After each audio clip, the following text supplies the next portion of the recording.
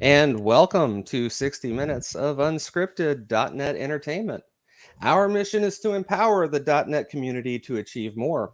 I'm your host, Cam Soper, and with me today is my very good friend and co-host, Luis Quintanilla. And we would like to welcome today's guest. We're very excited to have this young person with us, Brandon Pacewic. Brandon, can you please tell us a little bit about yourself? Sure. So my name's Brandon Pacewic. I'm 17 years old. I just finished my junior year of high school, and I really like programming. Most of my background is in C++ and Python, but I do lots of other things. That's awesome. And to our viewers, Brandon came on our radar a few weeks ago when he made some contributions to the C++ docs, and he had made kind of a splash on some internal mailing lists for the quality of his contribution and his how he participated in the contribution process, and we thought, well, that's just awesome. We need to have this young person on our stream to talk about his experience. So here he is. We're very happy to have you, Brandon. We're going to jump right into all that here in just a little bit. But on the note about community contributions, I think it's time for some related bits.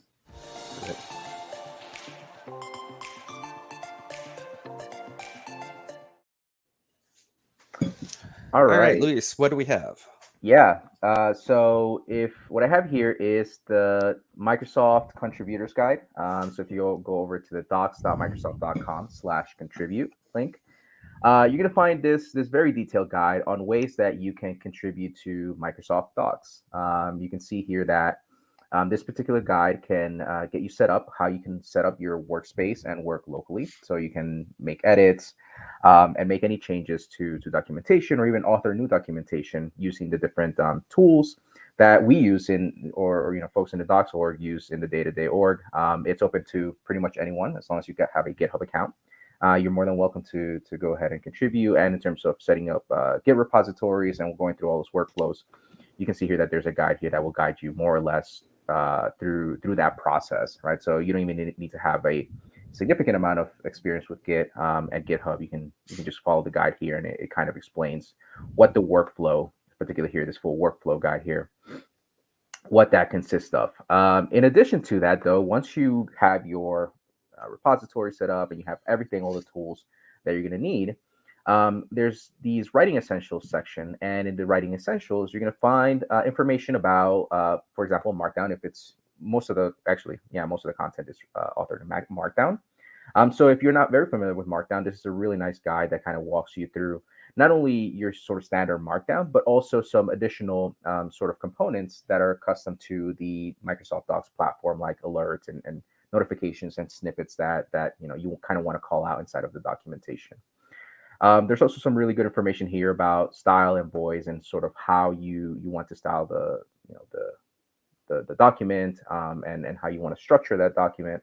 So there's a lot of really good information there. Something that will be greatly beneficial as you go through this contributing to Docs is this Docs authoring pack for VS Code. So this is an extension inside of, or actually a collection of extensions inside of Visual Studio Code that helps you through the process. So things like, linting the Markdown to making sure that your Markdown is correct. You actually get a preview as well, which renders as the name sort of implies, a preview of what the documentation would look like live on the site. So you don't have to actually push those changes in order to get a feedback right away of what your changes would look like. You can just use the Docs preview. There's some really useful extensions here for images, whether that's compressing them as well as including them inside of your Markdown. So there's tons of really good functionality inside of this Docs authoring pack. If I can just jump in there, that Docs authoring pack, just for anybody who's curious, that Docs authoring pack is the tool that most of us who work in the documentation here at Microsoft use. So if you install that Docs authoring pack in Visual Studio, you're using the same tool set we are. Yeah, absolutely. I know for sure that that's something that I reference and use all the time. And then last but not least, there's documentation set specific guidance. For example, if you're contributing to .NET Docs, there's a few additional bits of information here that you can sort of look into in terms of ways to contribute to the .NET Docs documentation and as well as the PowerShell docs. So with that pretty much brings us to the end of these related bits segment. And make sure to check out the contributors guide if you're interested in contributing to Microsoft Docs. That's awesome. And I would just have one more comment to this. Certainly we talked a lot about, checking your document and your voice and tone. If contributing an entire document is something that you're not interested in, don't worry. You can contribute little fixes too. All contributions are welcome. Yeah, I mean, I guess something that I can probably maybe quickly show here that I think is really cool, especially for those quick fixes that you were mentioning, Cam, is contributing to the docs via the sort of the github.dev experience. So if I were to be in docs, github.net docs. So let's say that I'm over here in the docs repo, at least the .NET docs repo. Oh, I love your browser theme, by the way. Oh, thank you.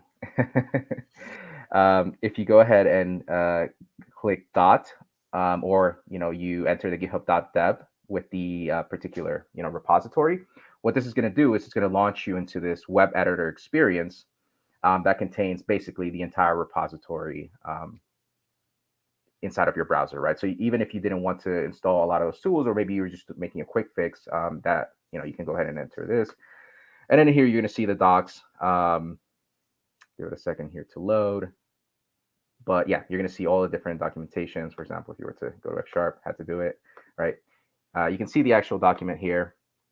You can go ahead and make your edits. You also have the preview functionality, right? That Visual Studio code kind of gives you. So yeah, if you want to just get started in a browser, not really have to go through that entire process. There are a few things that you're still going to have to do, but in general, this is a way that you can just get in and out, relatively quickly. That's an awesome tool. All right, thanks, Luis. I think it's time for us to hop into the hallway track. Let's do it.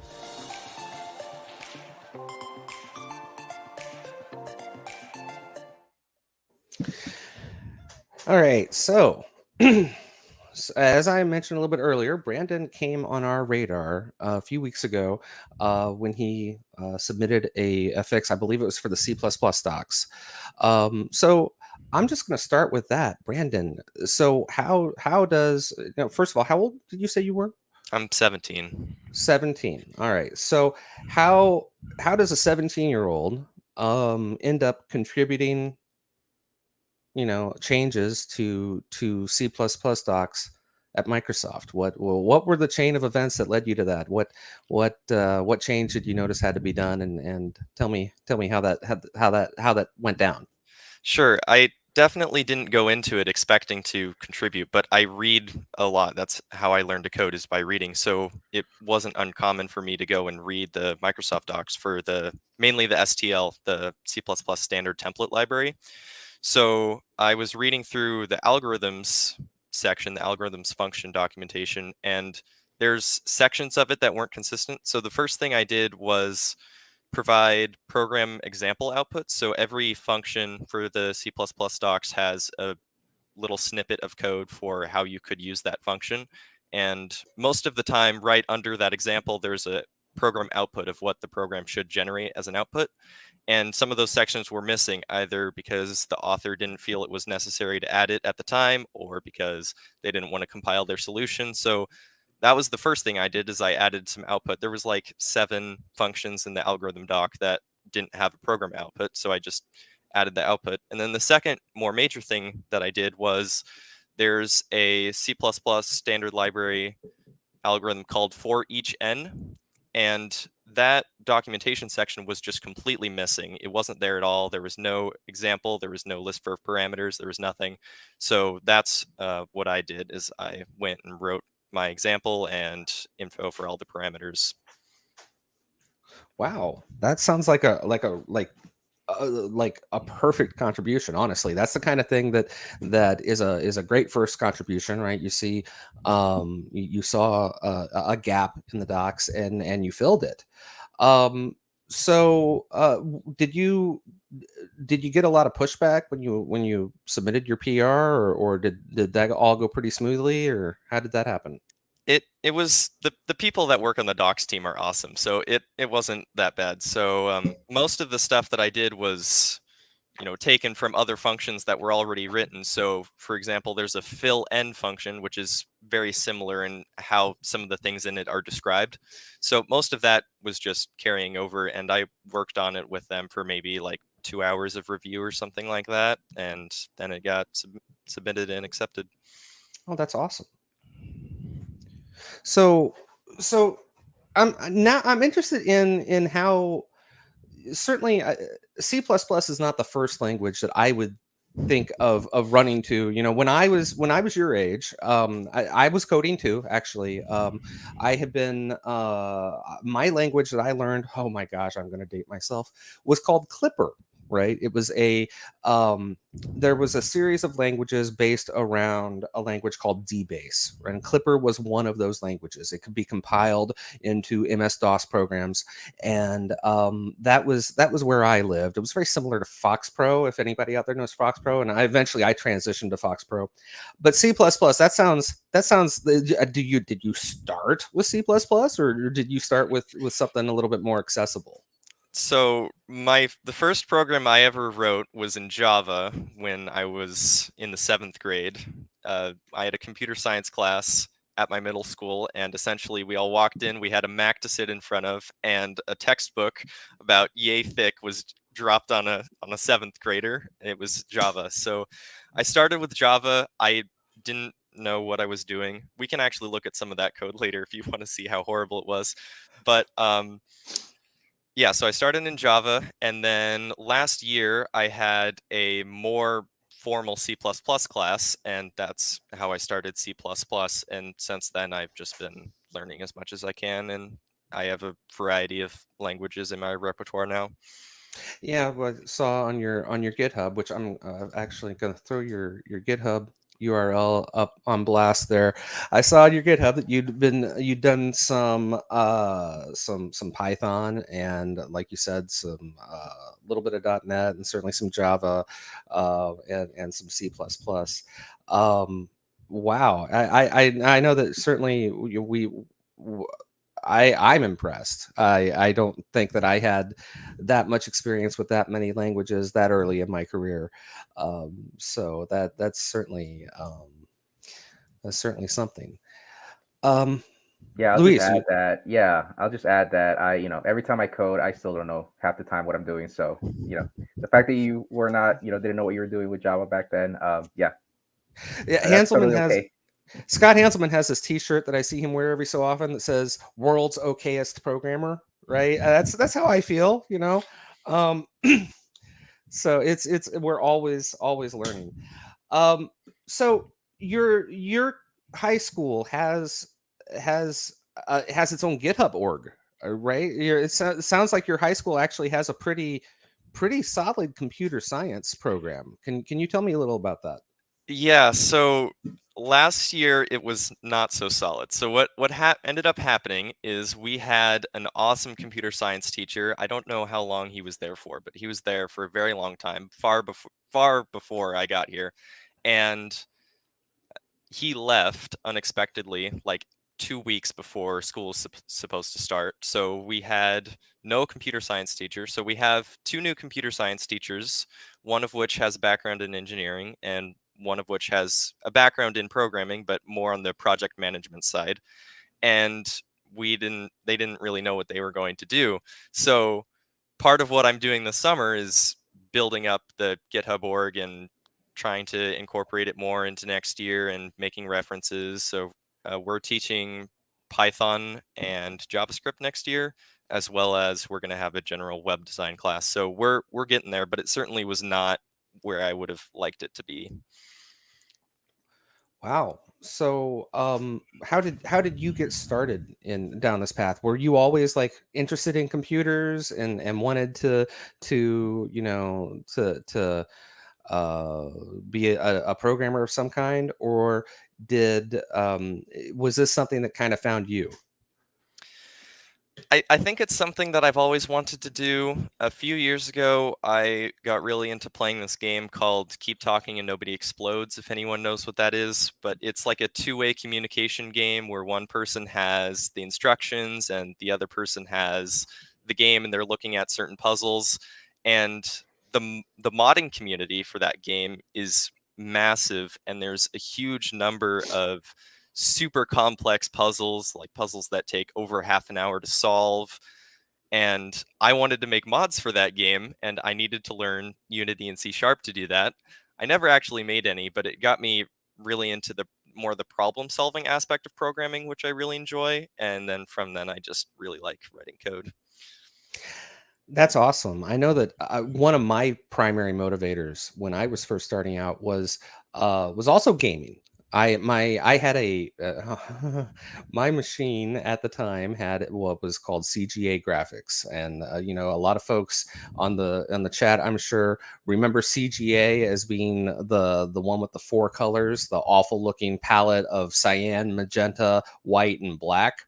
And somehow I had convinced myself, wrongly, but I had convinced myself that surely there was a way that I could get more colors out of this graphics card, and that was the rabbit hole that I went into, and um, here we are 30 some years later, and I'm still in the rabbit hole. Not to make this all about me. I'm sorry. I'm just trying to comparative examples here. Um, so I understand that you have a few projects that you are excited about, that you'd like to show us. We'd love to see, what you've been up to. What do you have for us, Brandon? I'm gonna throw your screen up here. There you go. So I have a couple of things that I think are kind of interesting. Most of them are related to competitive programming, and I'll get into that in a second. And then I have a couple of projects that I'm going to be working on over the summer for next school year. So competitive programming is problem solving, essentially. You're given a story and it's described to you, and then you're given a sample input and output, and you have to create a program that does that. And So so let me jump in real quick. So competitive programming, where does this happen? Is this like at the school level, or is this like an intramural thing, or? so most competitive programming takes place online. Google has competitions, Facebook has competitions. There's other websites like LeetCode and Code Forces. HackerRank is also a more general one, similar to LeetCode. Um, and yeah, that's normally when you take place. I believe there was actually Code Forces competition this morning. So there's competitions every day online. And yeah. Wow, that sounds like fun. Yeah. So a few of the things that I have. So the most annoying part about competitive programming is actually testing, or there's two parts, I suppose. The first part is you have to output your program in a very precise way. You have to create an output exactly. So for instance, if I pull up the Google example that I have prepared, um, the output that it wants you to create is very specific. You have to maintain perfect punctuation, capital letters, spacing, everything like that. So I have a template that I use, which is right here, for creating this very precise input. So the first input is almost always the number of test cases that you have, and followed by that, you have to create this line every time for outputting your information, and usually we'll uh, put it here. So this would be my output. But I have a pretty basic Python script that will generate these templates for me. So if I pull this up right now, so every competition has a set number of problems, usually from like 4 to 7 is usually the number. Code Forces usually has more, but Google usually has uh, 3 to 4, usually because the problems are more advanced. So this script takes what template I want. So I want my Google template, and then normally here you input in the number of templates you want to generate, and it'll generate them A to Z, however many you need, because that's how the problems are labeled: A, B, C, D, etc. But I'm just gonna say that I want a test.cpp file. Oh, sorry, this is template gen. I Hey, always do that. Brandon, Yep, do you have the ability to turn the font size up a little bit on this terminal? I do. Perfect. So now I can code my test project, and as you can see, I have a new template generated. So, and this, did you create that template, or is that something Yep, that you? Cool. Okay. yep. So So is this this is so these code competitions are something you do frequently enough that you're like, I need a template for this to get started. I need to file new code competition, basically. yes. So you have to do a lot of different things. So the main thing that's in this template is, of course, all the headers that I use. So there's an absurd number of headers that I often use. So I don't want to have to type those out every time I want them. And then the second thing is I have a testing macro. So how the testing macro works, if I actually, how do I want to set this up? Let's do it like this. So how the testing macro works is it can take in any variable, it doesn't matter. It can take into containers because I have an operator overload here. So normally you can't output just a blank container. You have to iterate through each element, just like C# and many other languages. But I'm overloading that. So if this container is not of a string, then I'll go through each element and print it out separately.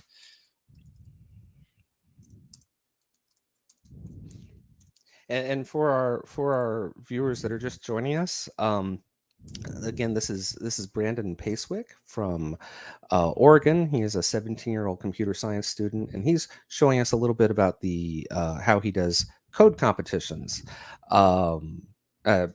Responding to questions in the chat. Go ahead, Brandon. I'm sorry, I didn't mean to cut you off.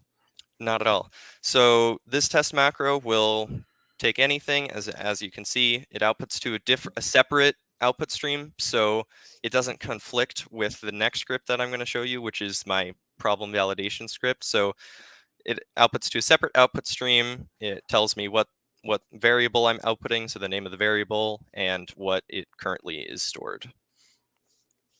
And that's the main thing that is inside my program template. So this is the container overload, so that I can just put in a container and I don't have to go through each element. And this is the pair overload. So pair is a C++ standard type that contains two elements that don't have to be the same. So this is just the overload for outputting a pair type. Okay. I was wondering, since you're working basically in VS Code, is your template generator an extension, or have you thought of making it like a VS Code extension that maybe others could also take advantage of? That is a really good idea. I have considered it, but I haven't put in the time. Actually, now that you mentioned that, I should probably put that on my list. I do have a snippets extension that is supposed to place this template in any file. So it doesn't do the file creating, but you can just paste it. But it doesn't work so well because of how the indenting works and stuff. That's not really what snippets are made for. So that would be something that I would definitely consider doing in the future. Cool. Well, that would be something that I think would be very useful to a lot of people. And I know that one of our co-hosts, David Pine, actually has a lot of experience writing Visual Studio Code extensions. So if you need any help with that, certainly hit us up. Sure. All right, so continuing on, the next script I want to show you is my test sample script. So this is a Python script that compiles my C++ solution. It takes the sample output that the problem is given me, shoves it in there, and then records the output and compares what is expected to happen to what actually happened and tells me the difference. So I have this problem prepared. So how the sample gen works, so sample gen, I want to generate a sample for problem A. I have to take the input and then take the output. And now I can use the test samples script to test my A solution. And as you can see, it tells me the compile time, the runtime. It ran almost instantaneously because this sample is extremely small, but it tells me what was expected to happen, what actually happened, and how many of the tests worked and how many failed. So to show you an example of it failing, I can intentionally make this program fail. Now it tells me that this line was supposed to say okay, but it actually found just the letter O.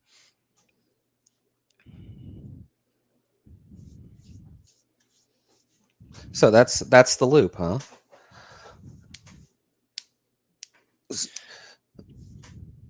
So wow, I'm trying to absorb some of this. I'm a little lost, honestly, by the C++. I have lived in managed languages my entire career, so so C++. Oh, how did they phrase it in The Simpsons? Frightens and confuses me, or that was SNL. Anyway,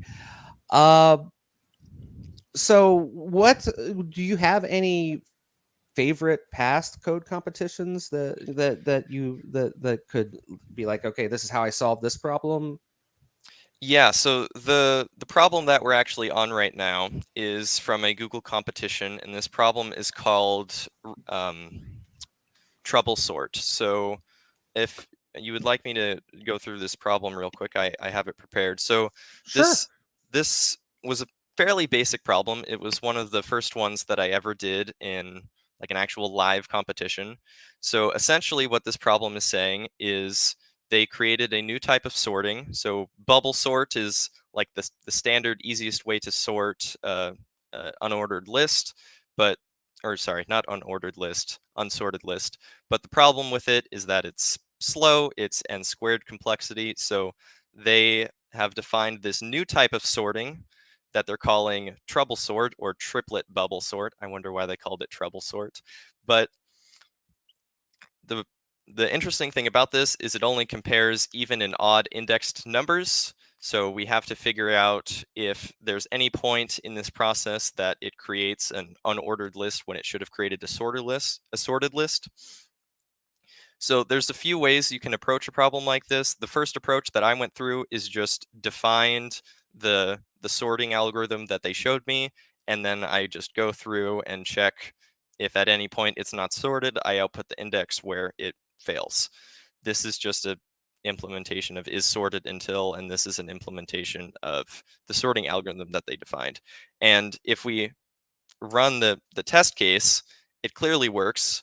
But however, if we try to submit this problem through the online validator, it's actually going to fail. And the reason it's going to fail is because this program is too slow. The sorting algorithm that they gave us is n squared, meaning it's exponential time complexity compared to the size of the input. And for a program, oh, this actually worked. Why did this work? Oh, never mind. Sorry. It didn't work. It's not done yet. The second test case is going to give us n to 10 to the power of 5 numbers in our input, and that's simply way too big to run it in the amount of time that we're given for n squared. So this is going to run for a really long time, and eventually it's going to tell us that the time limit has expired. So the next step is, how do I run this faster? The simple solution is you really don't want to do the sorting algorithm at all. It's way too slow, takes up way too much time, and is just kind of stupid. So the interesting thing about this problem is it's actually only comparing even and odd indexes. So if we just split the list into two separate parts, sort each of those in a more efficient sorting algorithm, so n log n time complexity, and then just combine them again and then check whether it's sorted or not, we can just do it that way. And that is efficient enough to solve this problem. Very cool. One of the things that I missed, I think, in the when you were, basically creating or generating some of these test cases where you provided the input and the output was um, the implementation. Like you still have to provide the implementation, right? And I think I missed where you went ahead and did that. You mean the like where I provided the sample input and sample output? Mm-hmm. Yeah, so that's another Python script that's a little bit older, and I'm not very happy with how I wrote this, but all it does is it takes a list of an undefined size, so an input of a bunch of strings where it doesn't know how many elements the size is going to be, shoves it into a text file, then waits for the next input, and then shoves that into a text file, and it creates two text files called underscore expected and underscore input, and I have to tell it what problem I want this for. So in this case, it was problem A. So it created A expected text and A input text. Gotcha. Okay. But then the actual implementation, that a.cpp, right? Like that's something that you had to provide in addition to that, right? Yes. So for the test samples script, I had to tell it that I want A, and okay. it Yep. automatically knows that I actually mean A CPP, and it can take either or, and it works with that. Got So it. if this file was not in this current directory that I'm trying to run this, it would not work. It wouldn't be able to find the right file. Gotcha. Okay. Yeah. I think that's the part that I kind of missed there. So you have the Python script which generates those files with the expected input and the output, and then you just tell it test samples, pass it the actual implementation, this a.c++, and then it just checks whether they match. Yep, exactly. Okay. Cool. Gotcha. Yep. So then this is the more efficient implementation. So in this case, we're going to split up the given list of integers into two separate lists, even indexes and odd indexes, and then we're going to sort them separately. So this is a n log n sorting algorithm, the C++ standard sort. And this way we can guarantee that we're doing this in an efficient enough time. But the problem with this is we have to do this weird looping thing when we go to merge the two lists, because if there's not an even number of elements, then we can't really do this efficiently. So we have to do this weird little test case. But if we run this as well, we're going to see that this works. And if we submit this, this is going to finish in time. So if we go back and check the submit, the program that we just provided, the n squared time complexity is time limited out. It didn't complete in the set amount of time. But if we submit this test case, it will. Sorry, not this test case, this solution.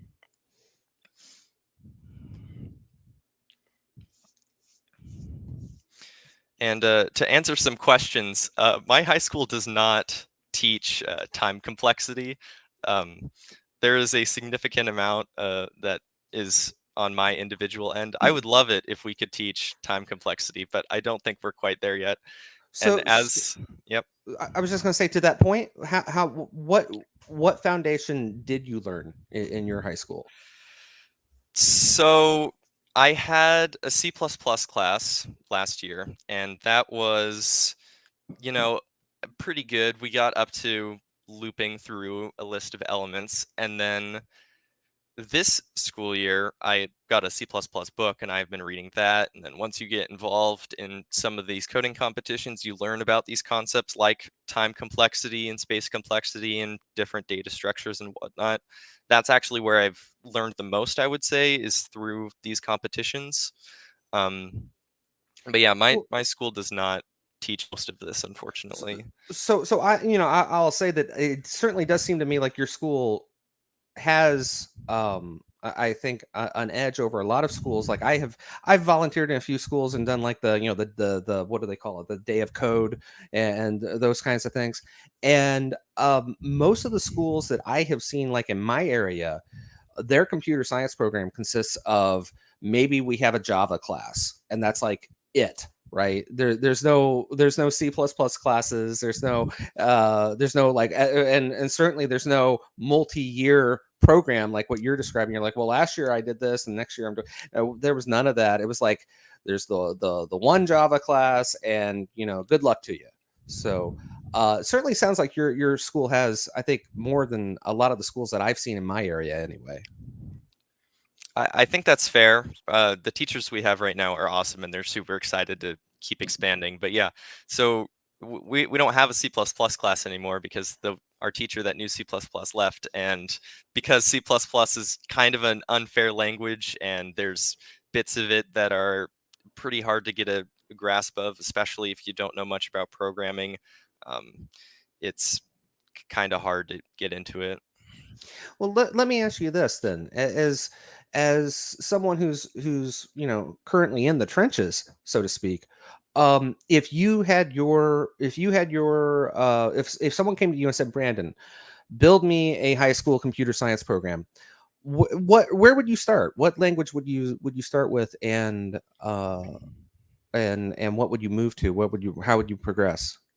So if it was for high school, I think I would probably pick Python, just because it's the most straightforward and makes the most sense if you don't have a background in computer science. And I think the most straightforward approach, especially for high schoolers who maybe don't know that this is what they want to do and maybe don't have the motivation to spend time outside of class learning about stuff, I think Python is definitely the way to go for that. But if I had to start over and had to forget everything and had to pick a language to start with, I think I would probably pick C++, just because I know this is what I want to do, and I should probably just take the hard road and get there as fast as I can.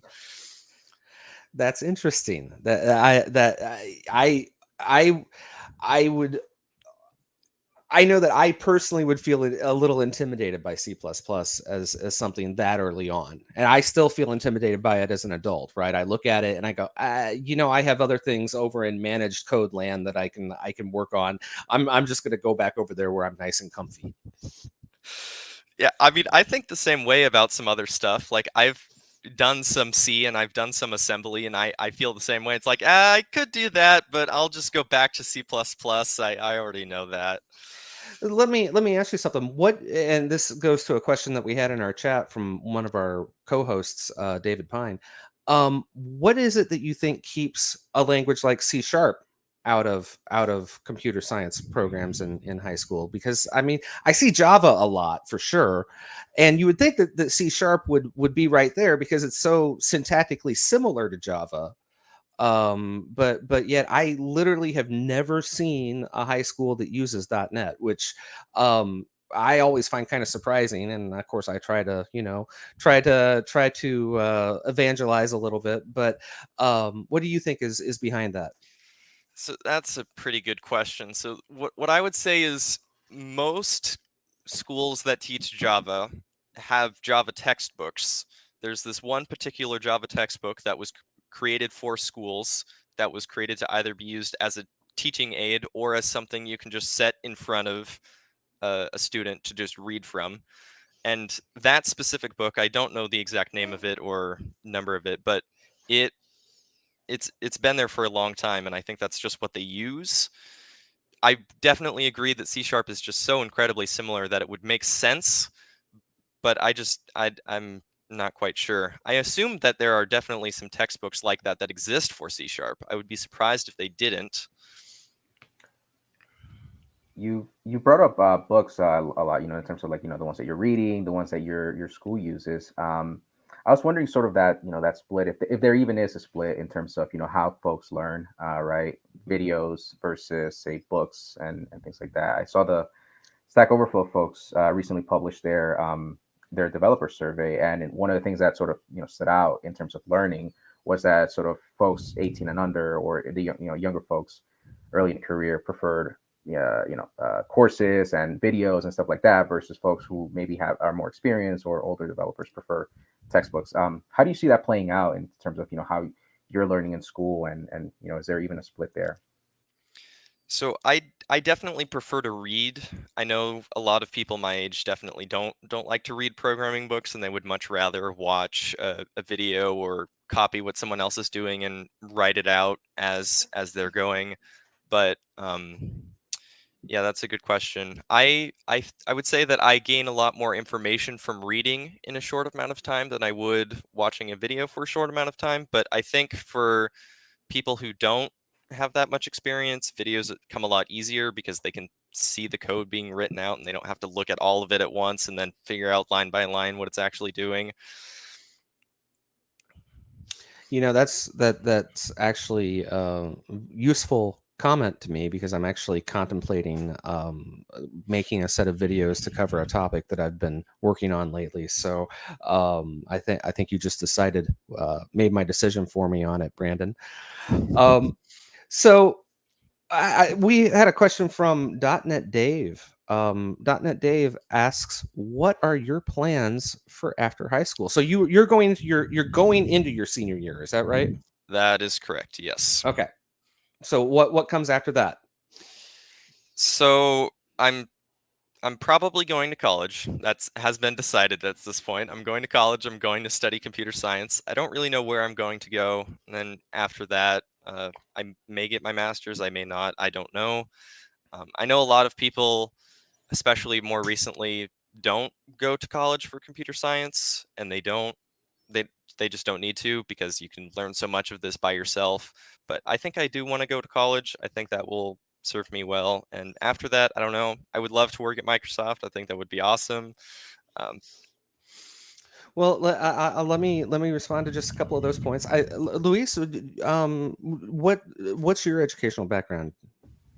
So I actually don't come from a computer science background. It wasn't until my master's that that I actually wanted to focus a little bit more on the computer and technical side of things. But yeah, my undergrad is actually in finance. So yeah, See, there's always, that's yeah. That's what I was going to say. So my undergrad degree, I don't have a graduate degree, and my undergrad degree is in communication. I minored in computer information systems, which at the school that I went to was it was in the School of Business Administration instead of like the School of Computer Science, because that was a different program. So I minored in that, and the only reason I did that was like to keep my grades up, because I like to skip class and do all those other things that irresponsible college students get to do. And the yeah, so I think you'll find that there's a healthy mix, especially since I've been at Microsoft. I've noticed there's a healthy mix of people who have both like a hardcore computer science background, like what you're interested in, and just completely varied and off the wall backgrounds that that you wouldn't guess. Uh, so it's certainly, like I said, communication and finance just on this stream. So you said you might consider working for a company like Microsoft. So what kind of interests you, like in terms of, are you thinking like operating systems? You like tools, like developer tools? We probably have some friends from DevDiv that are watching. Um, any thoughts there? Yeah, I've been thinking about that a lot because when I tell people I do programming, they like, oh, well, what do you do? It's like, I don't really know what I do. I do a lot of C sharp, or not C sharp, C++, C sharp. I also know C sharp, but mainly C++. And most of my time is actually spent on the STL, like the standard template library, mainly Microsoft's implementation of it. I like reading that code. I like reading the documentation for it. I would love to be on that team. That team is uber geniuses. They work every day of the week. I see them working weekends. Sometimes they're up at like 2 a.m. on a Saturday night, and I'm like, what the heck is happening? Um, I would like to work on C++ stuff. The C++ standard is kind of high on like the list of a lot of people. I don't know if I could ever get there, especially because a lot of the people doing that stuff have been doing it for the past 20, 30 years. Dev tools are interesting. I actually don't know what's the main language for dev tools. I assume it's TypeScript and C sharp. But yeah. Interesting.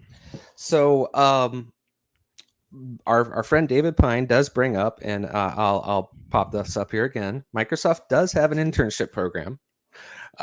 So if you're interested, certainly put in an application for that, and I'm sure any one of us will be happy to refer you and be a reference for you.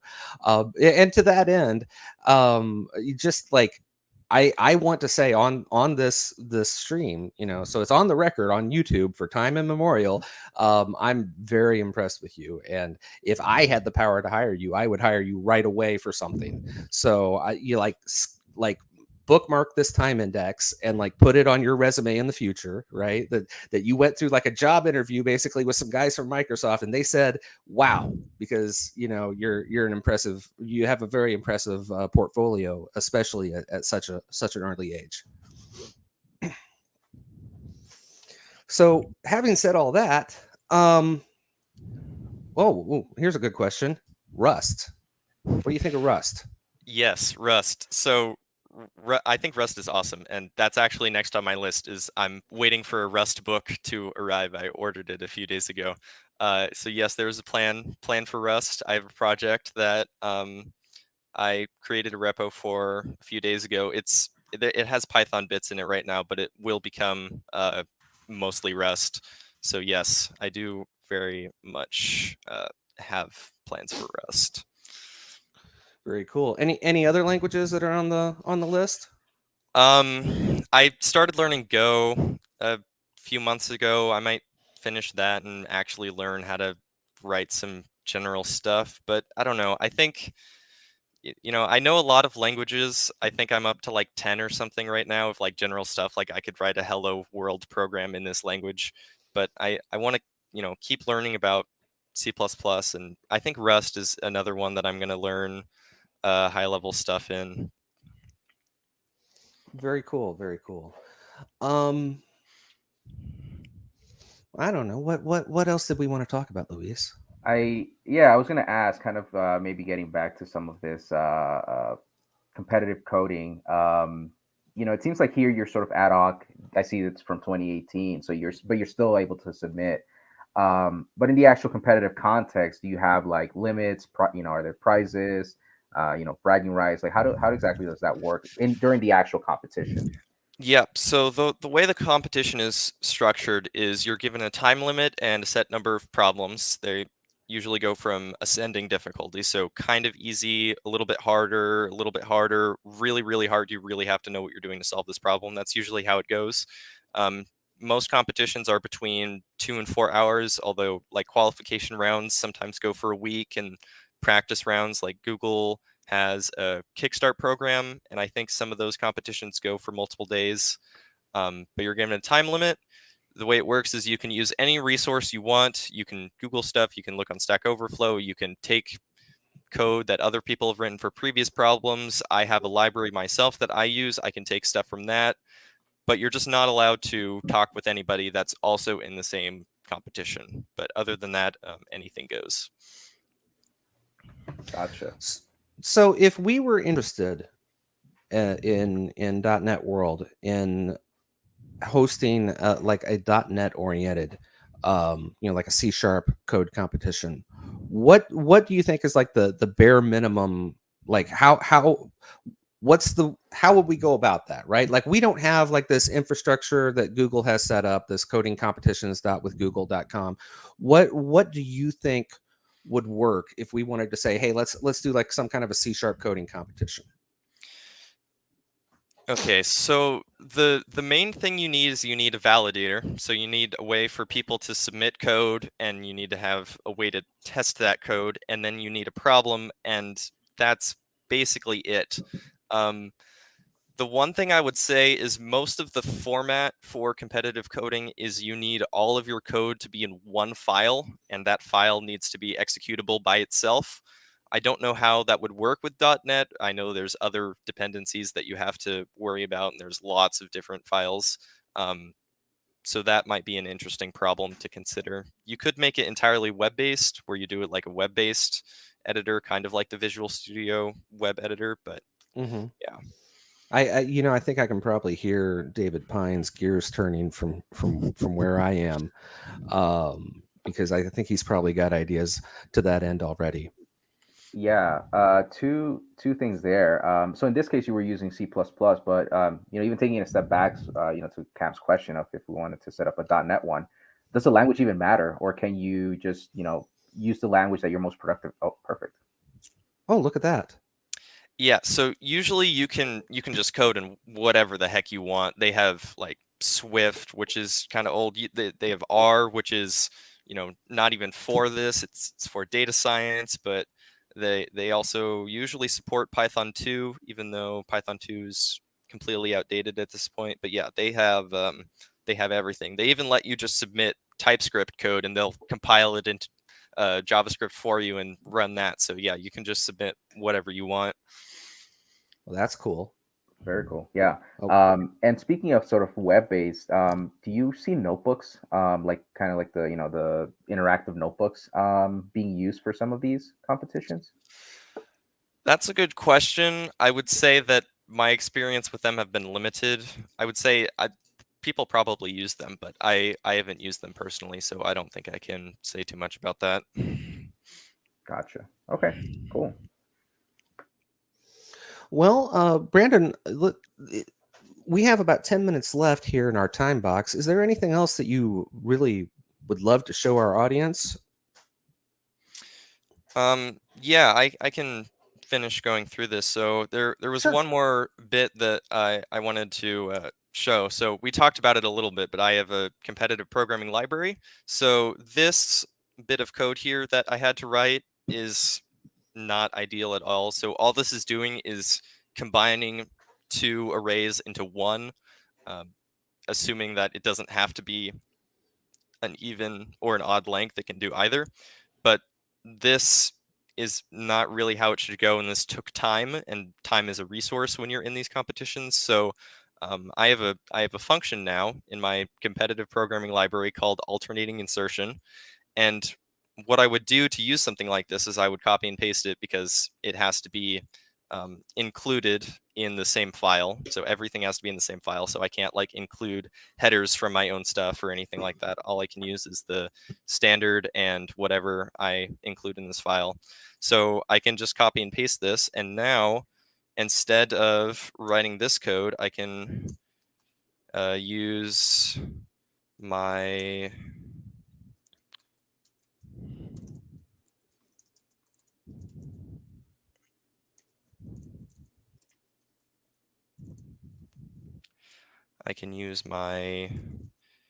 my own code that I wrote. So now I can do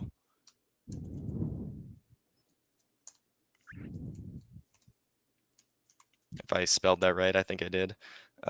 Even dot begin,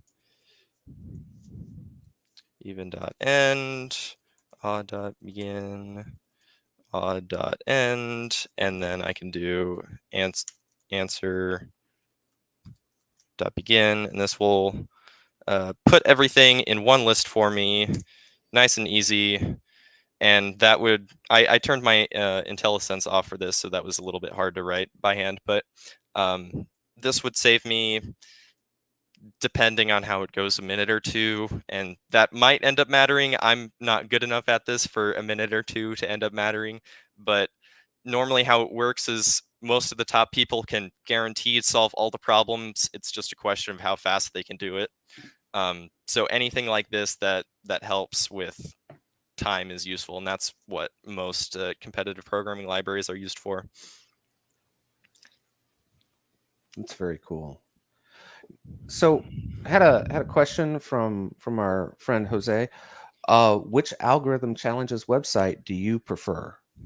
So I prefer Code Forces. So the reason I like Code Forces over LeetCode and HackerRank is they don't give you any template for writing code. So LeetCode usually provides like a class or something to write your solution in. Same with HackerRank and same with websites like Code Wars. But I had a lot of fun writing this template and figuring out how to make a testing macro and then running it on my end with nothing else, which is what you can't do in LeetCode because you have to you're only writing like a class and then they import that class and then run it for you, so you don't have all the back end resources to run your own program on your own system. And I really like doing that. So that's why I prefer like Code Forces, and Google has like a ton of stuff all the way back from, actually, let me look and see how far back they have competitions, because you can go back, like we mentioned before, all the way back to 2008 and submit answers for 2008 programs, and it will give you feedback. And after the contest, they give you information on how to solve the problem. So I prefer Code Forces and websites that don't force you into a set template. But especially for starting out, I think LeetCode is really awesome. HackerRank is also pretty awesome. Those two websites are pretty straightforward to get started with. Code Forces is a little bit like developer friendly, so it's not so easy to use, and there's some weird quirks with it if you're not used to it. But yeah, that's what I would say about that. Okay. So we have another question from Cesar, who was wondering if there were any books or links that you recommend for C++.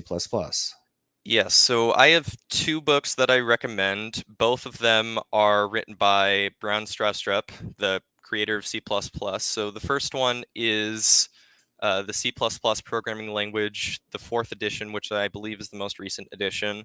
That book is just an information dump of everything you could possibly know. It's super thick, and the font size is pretty small, but it's excellent, as you would expect a book to be that's written by the author. And the other one is also written by Brown Strastrup, but it's I think it's called Learning the C++ Programming Language, or something along the lines of that. I think the cover is reddish, and that book is more of like an educational walkthrough, and it's not so much an information dump. It's just step by step what you should do and how to do it, and it gives you example programs and stuff like that. Excellent recommendations. I was gonna ask, are there any competitions that you have coming up that you're excited about? So, CodeJam 2022 is ongoing. I think there's a few more rounds, and not including the finals. Usually, they invite like the top 10 people to come and, or not top 10. I actually don't know what the number is, but they invite them to come to their location, and they'll set up their environments there, and then they'll have like a live coding competition where everyone's in the same room. Um, so I'm looking forward to that. I don't get to go because I'm not good enough, but I would love to try the more advanced problems. I did one problem that was from 2 years ago, I think, and I watched a walkthrough of it, and it still took me multiple days to actually implement a solution for. So I'm excited to do that again. I think that's really fun. Very cool. So, gosh, I had a question and it just escaped me because I was looking up the script for our outro. Oh, now I remember what my question was. I'm going to bring you up to full screen a little bit here. We chatted a little bit Friday, getting ready for the stream, and I asked about your belts behind you. I was just wondering if you could Yes. tell me a little bit about your belts. So I'm actually missing two of them. I'm missing white and orange. They're somewhere in my dresser, and I don't know where they are. But yes, so I have a first degree black belt in Taekwondo. I got it a few years ago, but stopped at one point. But yeah. Oh, relevant question to that just came in. Do you participate in any programming dojos, and could you recommend any? I don't think I could recommend any. Most of the stuff I do is just by myself. So I also I think I know what you mean by dojo, but I just want to make sure. I don't have a lot of experience with that, so I don't think I could recommend anything. Yeah, all of the learning that I do is just by myself, and I don't go through any programs or pay for anything or anything like that. That's fine. That's fine. All right, so we're coming up to the end of the hour, so I'm going to go ahead and bring it home. Um, Again, Brandon, I want to thank you so much for coming on.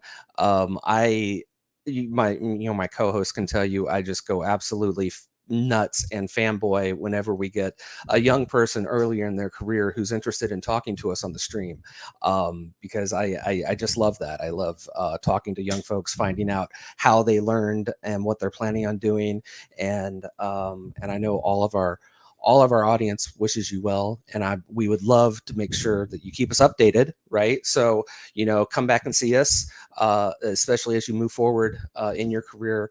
And again, I wasn't kidding. Time, keep the time index for on this video. Use this. You can even give them my email address and say, hey, this guy says I'm all right. So use me as a reference. We're glad that you came on and talked with us today. Yeah, absolutely. And if there's anything that anybody watching wants to give me, my email's on my GitHub. I have Telegram. I have Discord. Send me your stuff. I would love to hear from everybody. Awesome. So thank you everyone for watching on .NET Live. Thank you for chatting with Brandon with us today. Be sure to check out our other great .NET Live TV streams and videos at .net/live. And tune in next week when we will have a guest on. I'm sorry. Next week. Yep. That's right. That's right. Thank you. Thank you for the reminder.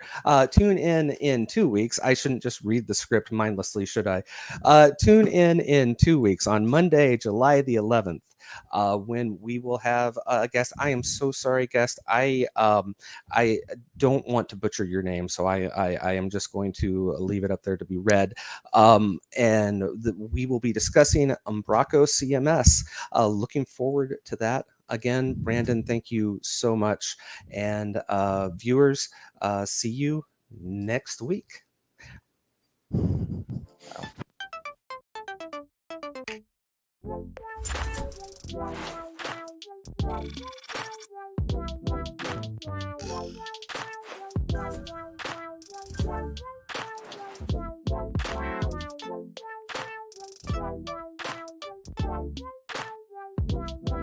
Thank you.